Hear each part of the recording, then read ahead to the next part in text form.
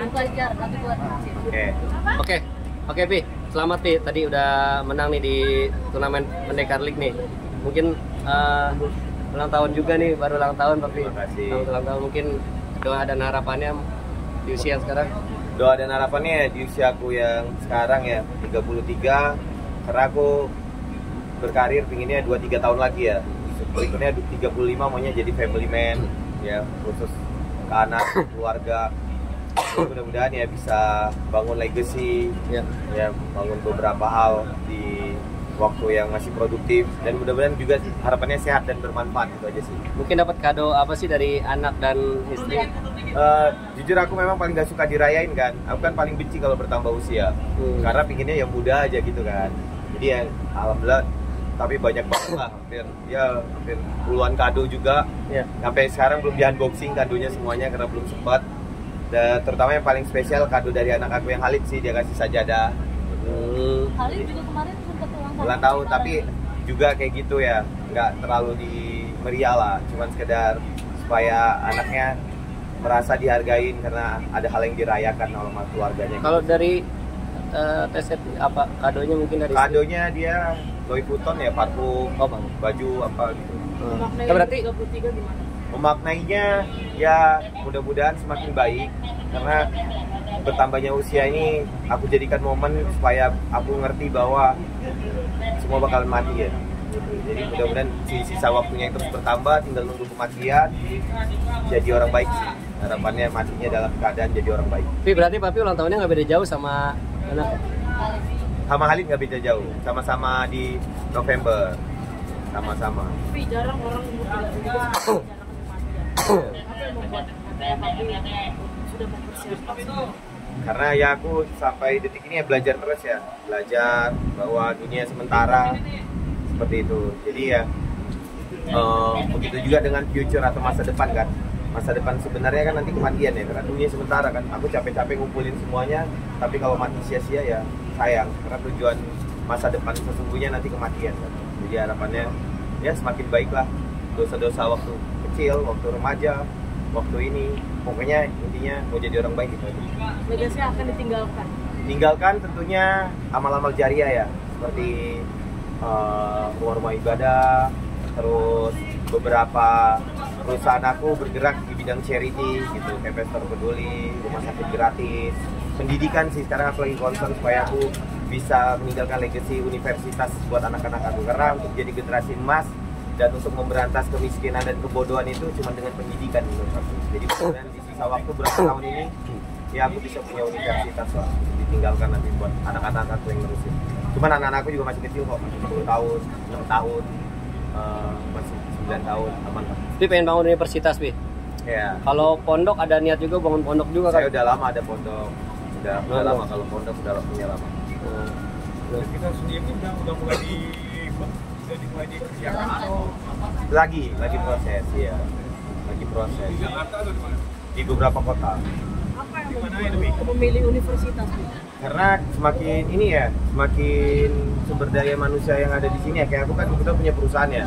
Jadi kadang rekrut itu kita udah nggak bisa lagi punya ekspektasi orang bisa siap kerja gitu. Jadi mau nggak mau kita kan pelatihan dulu, training dulu. Jadi kita pikir-pikir sukses itu milik semua orang ya. Kadang ada yang kalah sama dunia kan. Dia lahir belum terakhir jadi orang kaya, atau kadang dia putus sekolah karena nggak mampu bayar kuliah gitu. Jadi mudah-mudahan keadilan sosial bagi seluruh rakyat Indonesia itu bisa tercapai ke depannya, dan itu memang semuanya hanya lewat pendidikan. Tapi ada pengalaman juga nggak sih emangnya sampai membangun universitas gitu? Ya pengalaman aku sih, aku jadi punya empati gitu karena aku tahu kan sakitnya dulu aku nggak sekolah, padahal aku selalu dapat beasiswa, selalu juara 1 umum, foto OSIS juga, tapi aku akhirnya nggak bisa melanjutkan sekolah karena nggak punya orang tua kan, nggak punya biaya. Jadi keadaan memaksa aku untuk langsung jadi pebisnis gitu. Jadi aku ya nggak tahu ya, pokoknya dari kecil itu aku selalu berpikir bahwa aku suatu saat jadi orang besar gitu. Tapi aku orang besar itu nggak tahu. Aku selalu berpikir positif, nggak ngeluh, selalu percaya ada Tuhan yang bimbing aku, yang ngasih petunjuk, ngasih jalan. Ya aku lewatin satu demi satu. Ya sekarang. Karena itu juga menggenjot ke anak-anak juga nggak sih, kayak orang fokus kerja? Ya seperti itu. Karena menurut aku ya privilege yang terbaik nanti bukan dia karena dia anak putra Siregar, bukan karena dia ganteng atau cantik aja, tapi kalau pinter itu privilege yang luar biasa menurut aku. Karena dia dengan pinter bisa adaptif kan terhadap perubahan, dia bisa gampang berteman, dia bisa survive lah terhadap kehidupan. Dia harus tahu juga kan cara kerja dunia kan. Memang tapi sering mungkin cekcok masalah ini aja sih. Misalnya kita semua sayang sama anak. Mungkin kalau istriku pingin ya, mungkin dia nggak mau rasain anaknya susah kayak dia dulu, beli apa nggak bisa. Kalau aku itu pinginnya anak itu ya di challenge, kalau beli sesuatu di challenge dulu. Ada perjuangannya lah. Ada perjuangannya, harapannya gitu. Karena dia takutnya ya terlalu mudah dapatkan sesuatu. Ya kalau aku masih ada aman ya. Kalau aku nggak ada nanti kan gimana? Itu sih harapannya. Pasti semua orang tua pingin yang terbaik lah buat anak. Berarti dari Bang Putra sama istri juga keras untuk anak-anak tentang pendidikan. Iya, alhamdulillah. Jadi dia banyak codingnya juga, banyak lesnya. Ya hampir belajar terus. Mudah-mudahan lah, masya Allah, tabarakallah. Tapi kemarin ulang tahun Khalid memang sengaja nggak dirayain bareng teman-teman Arif? Enggak, karena beda. Dia 9, aku 5 kan. Jarak 4 hari. Terus habis itu memang akunya pribadi sebenarnya nggak terlalu suka perayaan ya, gitu. Apalagi aku tahu kan beberapa kayak ada namanya Ain. Kita kalau terlalu pamer-pamer kebahagiaan di media sosial nanti tren pada waktunya kan. Bener. Jadi kayak udah ngerti banget Ain, kadang kayak kita pamer makanan, pamer harta, pamer ini, ternyata banyak orang yang lapar, banyak orang yang ini. Jadi aku berusaha sesederhana mungkin, tapi tetap memberikan kebahagiaan ke anak aku. Aku lihat kok semalam ya, teman sekelas aja diundang. Terus kebetulan aku ya punya PS Catering, punya IO, jadi langsung dibuat satu hari aja gampang kan, gitu. Terus ya aku lihat anak aku bahagia banget.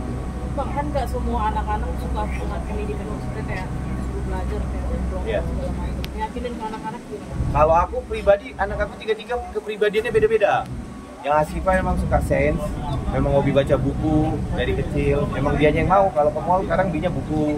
Nah Khalid ini yang nggak mau, yang nggak terlalu suka pendidikan sebenarnya, yang sukanya main, otomotif atau apa. Jadi nanti aku pasti menyesuaikan kemampuannya apa. Sama kayak anak aku yang Asifah, ekstrovert, yang Khalid ini introvert. Jadi aku harus menyesuaikan aja gitu. Khalid ulang tahun keberapa kemarin? Ke-6. 6 ya? Tapi Iya. dia ada apa namanya? Potensi untuk suka bola kayak papinya nggak sih? Iya, dia suka bola. Kemarin ditanya cita-citanya apa, mau jadi pemain sepak bola. Tapi kalau aku pribadi melihat dia ini lebih ke otomotif sama teknologi. Dia lumayan, kayak game aja dia udah jago.